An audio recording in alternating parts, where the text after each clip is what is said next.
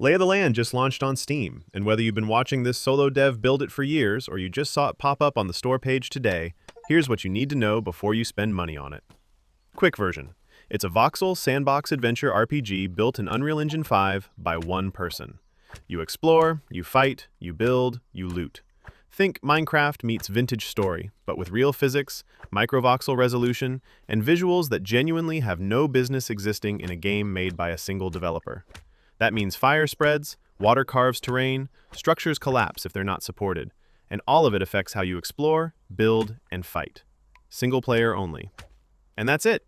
No microtransactions, no battle pass, you buy it once. So let me just get to it. Play this if you've been waiting for a voxel sandbox where combat actually matters. It's not smooth, there's a clunkiness to it that you're going to feel, especially early on, but there is real weight behind it. Enemies have attack patterns, bosses test you, and your weapons can be infused with elements like fire, ice, or lightning that interact with the world through the physics engine. It's a big step up from Minecraft combat, just don't go in expecting polished action game feel. And that physics engine is the real hook. It's not a gimmick layered on top, it's how the entire world works. Chop down a tree and it falls based on where you cut it, and yes, it can kill you. Leave a wooden structure near a fire and it will burn down on its own. Everything follows real rules, and that one thing changes the entire feel of exploration, building, and combat in ways that are hard to go back from once you've experienced it. And it's not just visual. The physics give you real tactical options. You can collapse a cave entrance on a group of enemies, fell a tree onto something chasing you, or blast through a wall to flank a boss. The environment isn't set dressing, it's something you use. That's where the game stops feeling like a Minecraft clone and starts feeling like its own thing. The building system deserves its own mention. You're not placing blocks, you're sculpting. Curved walls, cylindrical towers, terrain deformation, prefab windows, and a blueprint system so you can save what you make and share it.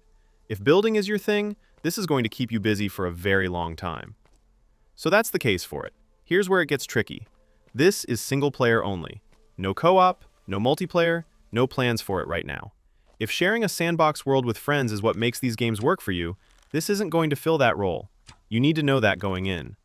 Don't buy this if you want to pick it up and play in 5 minutes. The tutorial is detailed and the game does explain itself, but there's a lot of depth here, and that depth takes time to get comfortable with. Crafting is a good example. You physically lay materials on the ground and assemble them instead of using a menu, which is genuinely interesting once it clicks, but it asks more of you than most games do. If you enjoy growing into a game's systems, that's part of the appeal. If not, it might feel like a lot early on. And be aware, this is one developer's first commercial game. The pre-release community is genuinely enthusiastic, and he's shipped consistent updates for over 2 years. But it's a solo dev, so this means future updates and content will come slower than you'd get from a team. If you only buy games after the dust settles, you might need to wait a bit longer than you are used to. One more thing. This runs on Unreal Engine 5, with a physics simulation running on top of it. Minimum spec is an RTX 2060 with 16 gigs of RAM, and it does not support Steam Deck. Controller support is fully in, and it works well, but if you're planning to play this handheld, it's not happening right now. So, worth it? If you want a voxel sandbox that genuinely does something new, with physics that change how every system feels, and building tools that go way beyond what you're used to, and you're okay playing it alone, yes. If multiplayer is non-negotiable, and you are not okay with the higher system requirements, and the fact that it's not pick up and play, then maybe not. Let me know where you land on the multiplayer thing. Does that kill it for you? Or are you fine going solo? Drop it below.